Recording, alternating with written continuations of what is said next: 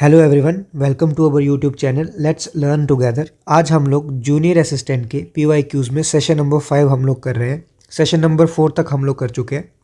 आज हम कर रहे हैं रीजनिंग के पीवाईक्यूज़। पहले हमने जो सेशन 4 किए थे उसमें हमने मैथ्स के पीवाईक्यूज़ लिए थे। आज मैं रीजनिंग के पीवाईक्यूज़ ले रहा हूँ। अगर आप हमारे चैनल पे न्यू हैं तो हमारे चैनल को सब्सक्राइब कर सकते हैं ताकि आपको ऐसे और एमसीक्यू सेशन आपके साथ हम लोग शेयर कर सकें। तो स्टार्ट करते हैं हम लोग अपने एमसीक्यू सेशन से, क्वेश्चन नंबर 1 से। तो हमारा क्वेश्चन नंबर 1 है, in a certain code SOBER is written as RNADQ, how lotus can be written in that code.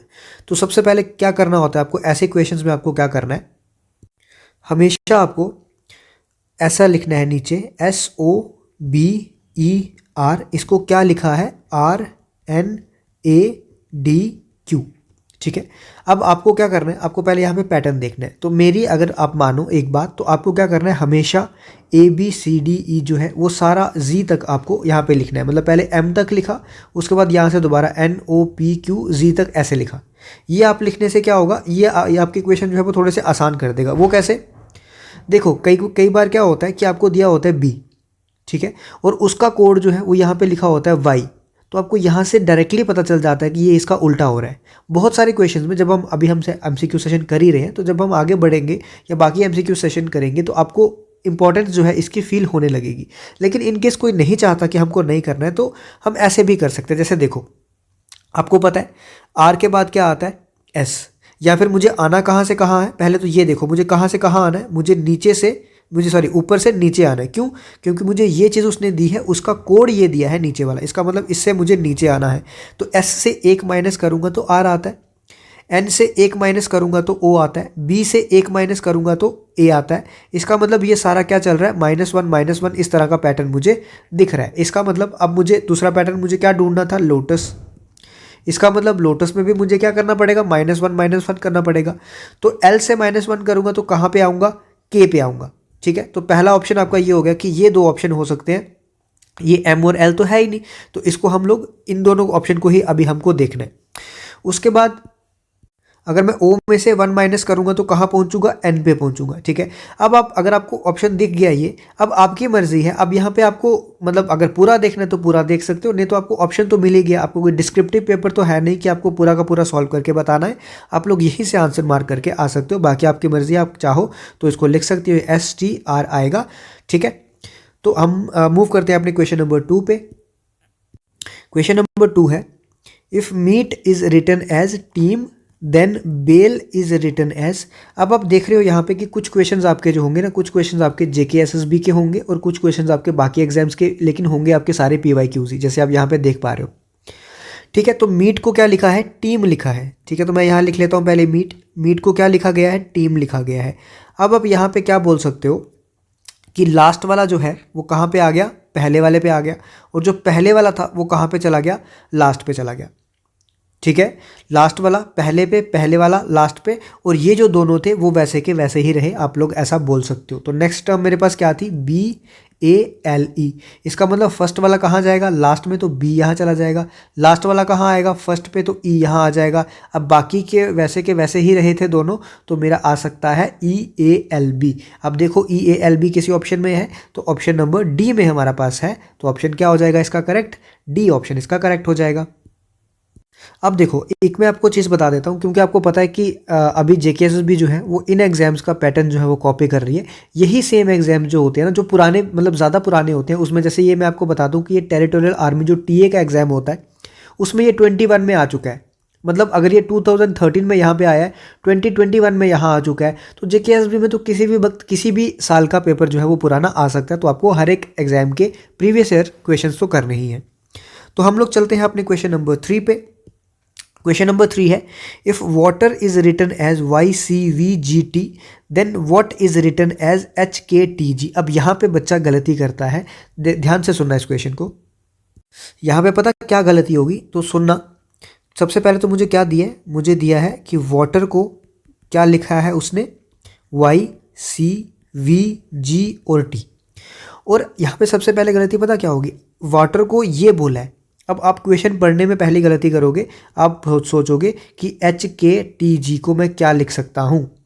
ठीक है, आप लोग पहली गलती ये करोगे, लेकिन उसने ये नहीं बोला कि एच के टी जी को मैं क्या लिख सकता हूँ, उसने बोला है what is written as H K T G. इसका मतलब यहाँ पे मैं इसका मतलब ये हुआ कि यहाँ पे मेरा ऊपर क्या आएगा, जिसको मैं क्या लिख सकता हूँ, एच के टी जी। तो मतलब यहाँ पे मुझे ये ऊपर वाली टर्म निकालनी है, ना कि नीचे वाली। यहाँ पे उसने नीचे वाली दी है और मुझे पूछा है ऊपर वाली। यहाँ पे उसने ऊपर वाली दे के मुझे बोला था कि नीचे वाली को ऐसे लिख सकता हूँ, तो यहाँ पे ये गलती आप कर सकते हो। तो अगर मुझे W से Y जाना है तो मैं क्या कर सकता हूँ, W से Y जाने के लिए मैं +2 कर सकता हूँ, क्योंकि W के बाद क्या आता है X और फिर क्या आता है Y। A के बाद B के बाद C, मतलब मैं +2 करूँगा, यहाँ से भी मैं +2 करूँगा, यहाँ से भी +2 और यहाँ से भी +2। इसका मतलब अगर मुझे नीचे आना था तो मैं क्या कर रहा था, +2। अब मुझे यहाँ से आप खुद बताओ कि मुझे ऊपर जाना है तो मैं +2 करूँगा कि -2 करूँगा। अगर मैं यहाँ पे +2 करके नीचे आ रहा हूँ, इसका मतलब ऊपर जाने के लिए मुझे -2 करना पड़ेगा। तो जब मैं H में क्या करूँगा, -2 करूँगा, तो मेरा क्या बन जाएगा, H में -2 करके मेरा बनेगा F, K में -2 करूँगा तो बनेगा I, T में -2 करूँगा तो बनेगा R, G में -2 करूँगा तो बनेगा E। अब यहाँ पे आपको थोड़ी बहुत इंपॉर्टेंस जो है ना वो ABC की समझ आ रही होगी। कैसे देखना, अगर मैंने यहाँ पे ABC पहले लिखी होती, सपोज, अब देखो अगर मैंने ये ABC जो है ना यहाँ पे पहले की लिखी होती, अगर कहीं पे मैंने एक ही बार लिखना था, क्योंकि बाकी सारे क्वेश्चन आपको एक ही बार ABC लिखने से हो जाएंगे। तो अभी जो मुझे यहाँ पे सोचना पड़ा कि H में मैं -2 करूँगा तो क्या पहुँचूंगा, यहाँ पे आपको सोचना नहीं पड़ता कि H में -2 करूँगा तो डायरेक्ट F, K में -2 करूँगा तो डायरेक्ट I, उसके बाद क्या था, T में -2 करूँगा तो डायरेक्ट R। ठीक है, तो इस तरह से आप लोग क्या है डायरेक्टली पहुंच सकते थे। तो इसके साथ आपको क्या करना है, जब आपको ऐसा लिखना है इसके साथ यहाँ पे नंबरिंग भी कर देनी है, ऐसे 1 2 3 4 5 ऐसे करते करते यहाँ से घूम के फिर पूरा यहाँ पे 26 तक आपको पूरी नंबरिंग करनी है, ताकि आपको आसान हो जाए। ये तो आपकी अल्फ़ाबेट सीरीज़ थी, तो आपको यहाँ पे नंबर की ज़रूरत नहीं पड़ी, लेकिन आपको नंबर सीरीज़ भी मैंशन है, लेटर सीरीज़ भी है, तो ये आपको आ जाती है। तो इस हिसाब से आपको क्या करना पड़ता है, ये नंबर भी यहाँ पे लिखने हैं, आपके लिए आसानी हो जाएगी। ठीक है, तो हम लोग मूव करते हैं क्वेश्चन नंबर 4 पे। नेक्स्ट क्वेश्चन है, इफ़ कैट इज़ 12, मतलब कैट को क्या लिखा गया है 12, तो मैन को क्या लिखेंगे। ठीक है, तो अब आपको यहाँ पे ये पता होगा कि कैट को अगर कुछ लिखा गया है, इसका मतलब कैट को क्या है, कैट तो है अल्फ़ाबेट, लेकिन अल्फ़ाबेट को लिखा क्या गया है नंबर फॉर्म में। इसका मतलब वही जो मैंने पीछे ABC बताई थी और मैंने बोला था आपको कि आपको नंबर उसको अलॉट करने होते हैं, इसी तरीके से आपको यहाँ पे भी क्या करने पड़ेंगे, नंबर अलॉट करने पड़ेंगे। आपको पता है A का नंबर कितना होता है, A का नंबर होता है 1। T20 आपको याद है ना मैच, तो T20 आप ऐसे याद रख सकते हो, T का कितना होता है 20, तो C का भी आपको पता है कितना होता है 3 होता है। अब यहाँ पे क्या हो सकता है, दो पॉसिबिलिटीज़ आपकी हो सकती हैं कि आप क्या सोचो। ठीक है, आपके दिमाग में क्या आएगा वो मैं बता रहा हूँ कि पहले आपके दिमाग में क्या आएगा, मैं सबको ऐड कर देता हूँ। आपका आएगा 20, 1 21 और 3 24, तो आपके दिमाग में ये आएगा कि 24 है। ठीक है, तो आपका चलेगा। ठीक है, अब लेकिन आप बोलोगे यहाँ पे 12 है, तो आपके फटक से एकदम से आपके दिमाग में आएगा कि अगर मैं डिवाइडेड बाय 2 करूँ तो मेरा 12 आ जाएगा। वैसा ही मैं मैन करके देखता हूँ और डिवाइडेड बाय 2 करके अगर कोई ऑप्शन मैच हो गया, इसका मतलब मेरा वही आंसर होने वाला है। अब देखना, अब मुझे क्या दिया है, अब मुझे निकालना क्या है, मुझे निकालना है मैन का कोड। तो अब आपको अगर नंबरिंग याद है तो ठीक है, अगर आपको नंबरिंग याद नहीं है तो M को आपको याद रखना है। M को क्या लिख सकते हैं 13, A को 1 है, M से N एक पीछे है तो N को क्या लिख सकते हैं, सॉरी एक आगे है तो N को क्या लिख सकते हैं 14। ठीक है, 14 लिख सकते हैं, तो मैं M को क्या लिखूंगा, N को सॉरी क्या लिखूंगा 14 लिखूंगा। अब यहाँ पे जो मेरा पैटर्न हुआ, सबको मैंने पहले क्या किया ऐड, तो यहाँ पे भी मुझे सबको ऐड करना पड़ेगा, 13 और 1 14, 14 और 14 28, तो सबको ऐड किया और लास्ट में क्या किया था डिवाइड बाई 2, इसको भी डिवाइड बाई 2 करूँगा तो कितना आया 14। अब मुझे ये देखना है कि क्या ये ऑप्शन में है, अगर किसी ऑप्शन में दिख गया तो ये आंसर हो जाएगा। लेकिन कई बार क्या होगा, कई बार ये क्वेश्चन जो है ना वो इस तरीके से बनेगा, ध्यान से सुनना। सपोज हो सकता है कि नेक्स्ट टाइम आपका यही क्वेश्चन आ जाए, उसने क्या बोला होगा, कैट जो है उसको 8 दिया होगा नंबरिंग। अब यहाँ से आप क्या करोगे, 3 तो है, 1 तो है, 20 है, ये तो 24 बन रहा है। अब यहाँ पे आप क्या कर सकते हो, यहाँ पे डिवाइडेड बाय कितने अल्फ़ाबेट्स हैं 3, तो डिवाइडेड बाय 3 करूँगा तो कितना आएगा 8 आएगा। अब यहाँ पे ज़रूरी नहीं है कि उसने मैन ही दिया होगा, उसने हो सकता है 4 अल्फ़ाबेट्स दिए हों, मान लो कि ABCD ऐसा कुछ 4 अल्फ़ाबेट्स दिए हों। ठीक है, तो वहाँ पे आपको ये ध्यान रखना है कि यहाँ पे आप 3 से डिवाइड क्यों कर रहे हो, क्योंकि यहाँ पे 3 अल्फ़ाबेट्स थे। यहाँ पे आप किससे डिवाइड करोगे, 4 से डिवाइड करोगे, क्योंकि कितने अल्फ़ाबेट्स हैं 4 अल्फ़ाबेट्स हैं। ठीक है, तो इस हिसाब से आपका आंसर जो है वो आ सकता है। जैसे मैं यहाँ पे करके बता दूँ, A का होता है 1, B का 2, ये 3, ये 4, 4 और 3 7, 2 9 और 1 10, तो 10 डिवाइड बाई 4 अगर मैं करूँगा तो यहाँ पे 2.5। अब वैसा तो ऑप्शन नहीं होता है, बट ये मैंने क्वेश्चन अपने से अभी बनाया आपके लिए कि आपको आइडिया हो जाए कि किस तरीके से अगर ऐसी चीज़ें आए तो किस तरीके से करना है। ठीक है, तो हम लोग मूव करते हैं अपने क्वेश्चन नंबर 5 पे। तो क्वेश्चन नंबर 5 आपका एक सीरीज़ है, ठीक है, 5th क्वेश्चन है और ये क्या है आपकी एक सीरीज़ है, 1 से स्टार्ट हो रही है और आपको ये पूछा है आगे 1 से 3 जाने के लिए मेरे पास दो रास्ते हैं, या तो मैं इसको मल्टीप्लाई बाय 3 कर सकता हूँ, या तो मैं इसको क्या कर सकता हूँ, इसमें 2 ऐड कर सकता हूँ। दो रास्ते हैं आपको पता है। आगे 3 से मुझे जाना है 9 पे, 3 से 9 जाने के लिए भी मेरे पास दो रास्ते हैं, या तो मैं इसको मल्टीप्लाई बाय 3 दोबारा कर देता हूँ, या तो मैं यहाँ से क्या कर देता हूँ +6 ऐड कर देता हूँ। 9 से 27 जाने के लिए भी मेरे पास दो रास्ते हैं, एक तो मल्टीप्लाई बाय 3 है और एक तो यहाँ से मुझे 18 इसमें ऐड करना पड़ेगा, ठीक है। 27 से 81 जाने के लिए भी मेरे पास दो रास्ते हैं, या तो मल्टीप्लाई बाय 3 है, या तो मुझे इसमें +54 ऐड करना पड़ेगा। ये मैं आपको क्यों करके बता रहा हूँ, क्योंकि कोई बच्चा होता है जिसको नहीं पता चलता कि मुझे मल्टीप्लाई करना है, तो उसको ये भी पता चल सकता है कि अगर मैं डिफरेंस लूँगा तो कई क्वेश्चंस ऐसे होते हैं कि आपका डिफरेंस से भी सॉल्व हो जाएगा, आपका मल्टीप्लिकेशन से भी सॉल्व हो जाएगा। तो यहाँ पर अगर आप ये चीज़ देखो, मल्टीप्लिकेशन से अगर आप देखो तो हर जगह क्या हो रहा है, 3 से मल्टीप्लाई हो रहा है। इसका मतलब 81 से आगे भी क्या होगा, 3 से मल्टीप्लाई। तो जब मैं 81 से आगे 3 से मल्टीप्लाई करूंगा तो मेरा आंसर आ जाएगा 243। ये था उन बच्चों के लिए जो कि क्या कर रहे थे, जो कि मल्टीप्लाई वाले से जा रहे थे। अब वो बच्चे जो कि मल्टीप्लाई वाले से ना जाके डिफरेंस से जा रहे थे, वो क्या करते, अब उनको यहाँ पे कोई पैटर्न नहीं दिख रहा। अगर वो मेरी तरह है थोड़े से, तो उनको यहाँ पे कोई पैटर्न नहीं दिख रहा होगा, तो वो क्या करते, यहाँ पे दोबारा से एक पैटर्न, मतलब दोबारा से डिफरेंस करते। तो यहाँ पे कितना डिफरेंस आता, 4। या तो वो इस तरीके से करते, यहाँ पे कितना डिफरेंस आता, 12। या तो वो इस तरीके से करते। अगर वो इस तरीके से भी नहीं करना चाहते तो मेरे ध्यान से सुनना मेरी बात, अगर वो इस तरीके से भी नहीं करना चाहते तो उनको यहाँ से दिखता कि मैं 2 को अगर 3 से मल्टीप्लाई करूँ तो 6 बनता है, 6 को अगर 3 से मल्टीप्लाई करूँ तो 18 बनता है, 18 को अगर 3 से मल्टीप्लाई करूँ तो 54 बनता है। इसका मतलब यहाँ मुझे 54 को 3 से मल्टीप्लाई करना पड़ेगा। तो 54 को जब मैं 3 से मल्टीप्लाई करूंगा तो कितना बनेगा, 162। इसका मतलब अगला नंबर जो है वो होगा 81 + 162। तो जब मैं 162 में 81 ऐड करूंगा तो कितना आएगा, 243, वही नंबर आएगा। लेकिन उनको, डिफरेंस वालों को एक स्टेप ज़्यादा लगा, लेकिन मल्टीप्लाई वालों को कोई भी स्टेप ज़्यादा नहीं लगा। तो हम लोग चलते हैं क्वेश्चन नंबर नेक्स्ट पे। देखो नेक्स्ट भी आपके पास सीरीज़ है, और जहाँ जहाँ ये क्वेश्चन आए होंगे ना, मतलब जिस जिस एग्जाम में वो आए हैं वो आपके साथ, 1 सेकेंड, वो आपके साथ ये मेंशन यहाँ पे किया होगा। तो ये भी एक पैटर्न है। अब यहाँ पे सबसे जल्दी बच्चों को क्या दिखेगा, बच्चों को दिखेगा 60 है, 120 है। इसका मतलब 60 × 2 जो है वो 120 होता है, बिल्कुल होता है, बिल्कुल सही बात आपने सोचा। लेकिन अगर 120 से आगे मैं जाऊँ तो इसका मतलब यहाँ पे भी अगर आपने यहाँ पे 2 किया तो यहाँ पे ज़्यादा से ज़्यादा हो सकता है 3, या फिर हो सकता है 2 होता। लेकिन या तो नहीं, ये 2 भी नहीं हो रहा है 120 का, ये 3 भी नहीं हो रहा है, तो यहाँ पे जो है वो गड़बड़ लगेगी आपको। तो हम लोग क्या करते हैं, मैं यहाँ पे दोबारा से लिख लेता हूँ ताकि आपको वहाँ पे कन्फ्यूज़न ना हो थोड़ी सी। अब देखो, मैं सबसे पहले, बच्चों के दिमाग में सबसे पहले क्या आता है कि डिफरेंस करके देखते हैं। तो मैं अगर मैं डिफरेंस करूँ इसका, 24 और 60 का डिफरेंस कितना होता है, 36। 60 और 120 का कितना आ जाएगा, ये आ जाएगा 60, और इसका कितना आ जाएगा, ये आ जाएगा 90। अब यहाँ से भी अगर आपको कुछ नहीं दिख रहा तो हम लोग आगे और चलते हैं थोड़ा सा। इसका दोबारा से डिफरेंस लूँगा तो कितना आ जाएगा, 24 आ जाएगा। इसका डिफरेंस लूँगा तो कितना आ जाएगा, 30 आ जाएगा। अब मुझे ये चीज़ दिखी कि यहाँ पे नीचे क्या है, 6 का डिफरेंस, ठीक है। अब 6 का डिफरेंस है, इसका मतलब इसके आगे भी 6 का डिफरेंस होगा। इसका मतलब इसके आगे जो डिफरेंस होगा वो हो सकता है 36 हो सकता है। अगर डिफरेंस 36 है तो अगला नंबर क्या होगा, 90 के अगला वाला 90 + 36। तो जब मैं 90 + 36 करूँगा, 9 और 3 12, 126। तो यहाँ पे कितना आएगा, 126। अब इसका मतलब अगला नंबर क्या आएगा, ये 210 + 126। तो 210 + 126 जब मैं करूँगा तो कितना आएगा, 336 आएगा। तो ये आप डबल डिफरेंस से आराम से कर सकते थे।